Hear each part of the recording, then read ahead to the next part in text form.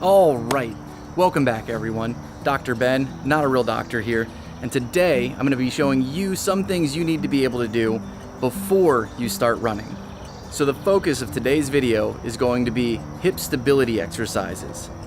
These are a few simple exercises that you can do that are designed to build up the stability in your hips so that you can safely go out and run. Whether you're a heel strike runner, wearing modern shoes, a minimalist shoe runner, or a barefoot runner, these are all really important drills to take the stress off of your ankles, your knees, your hips, and your lower back. The more stable your hip joint is, the less extra work all these other areas have to do to keep you from hurting yourself. Running is just free falling while catching yourself by bouncing from foot to foot. So hip stability is absolutely essential. Okay, let's talk hip stability.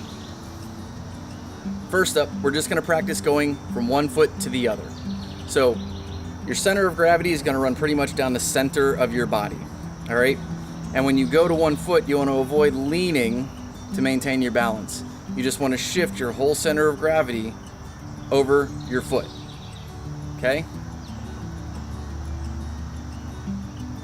So you can see I'm relatively vertical here, and I am just shifting my center of gravity from side to side. If you're relatively comfortable with that, we're gonna make the complication a little bit higher, and we're gonna start practicing leg swinging. All right, you're just gonna swing from the hip, keep your center of gravity over your foot, and swing your leg. Go nice and slow and controlled initially, and watch that you're not doing excessive spinal extension to get your leg behind you. Just swing where it's comfortable and practice. As your balance is better, you'll be able to swing a little bit more actively. All right, so try that on one leg and then try it on the other. If you're comfortable with that, then move on to a little bit of lateral stability. Okay, this is going to be important when you're running. You're going from foot to foot. You're going to be shifting your weight ever so slightly from side to side. You need to be able to balance your hips as they move laterally because of terrain, turns, all that stuff. If you don't have lateral stability, again, your back is going to have to do a lot of the extra work. So practice coming out to one side. Try and keep your hips and shoulders square. Just lean out and come back to center.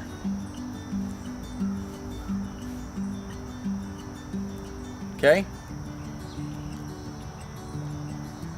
If you're comfortable that way, try to the other side. This one's a little bit more complicated. All right, your leg's gonna come behind you. Try with your leg in front of you. And all you're doing is practicing keeping your hips and your shoulders square while your weight is shifting to your outside. Again, to the inside, to the outside. And you can see here I tend to twist this way. Really think, pay attention to that. Keep yourself square, build up that nice stability. All right, last thing, you want to practice your single leg squat just a little bit. Your knees are going to act as a shock absorber. So you need to be able to control your body as your knee is landing.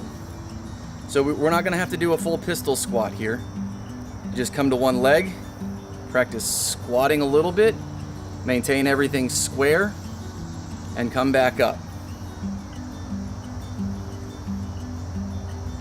Okay, this is your shock absorber when you run.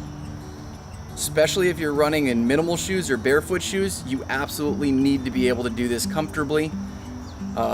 Modern shoes with the big pushy, squishy heels kind of take over that when you're doing a heel strike run.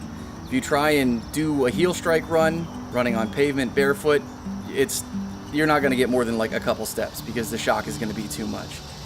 So just practice single leg squatting, again, hips and shoulders square, nice and vertical, balanced over your foot on both sides.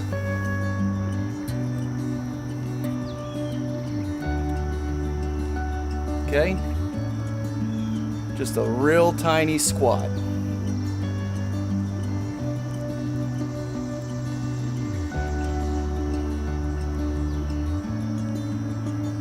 Okay, and you can see that I'm doing this barefoot. That's going to strengthen your feet and add more ankle stability. Modern shoes tend to kind of cast and mold around your foot so that there's not a lot of play. That's, I guess, handy if you have really, really poor foot strength, because, well, the shoes do the work for your feet. The problem with that is you don't develop the ankle stability and the foot flexibility you need to go without the shoes. And then your knees and hips and back have to do extra stabilizing work because your feet aren't doing it. So I definitely recommend, if you can, practice doing this barefoot. If you have problems where you can't go barefoot, that's totally understandable, but try and work until you can get barefoot. So start with maybe a shoe that's got less of a heel, then work towards a minimalist shoe. The more room you have to wiggle your toes, the better your foot will be able to work more, and eventually, over time, build up to barefoot. This will go a really long way to improving the health of your whole body, because your feet are going to get more work, your lower leg's going to get more work, you'll take some of the pressure off your knees, hips, and lower back. But there you go. Those are some simple drills and exercises that you can do to build up stability so that you can run safely without doing damage to your joints. There you go. A few simple exercises you can do to improve ankle stability, knee stability, hip stability, and lower back stability. How's that? 4 for 1. If you liked the video, smash that thumbs up button. Don't forget to share it, and if you haven't already subscribed, please subscribe. There will be more information down below. And until next time, keep your life in motion.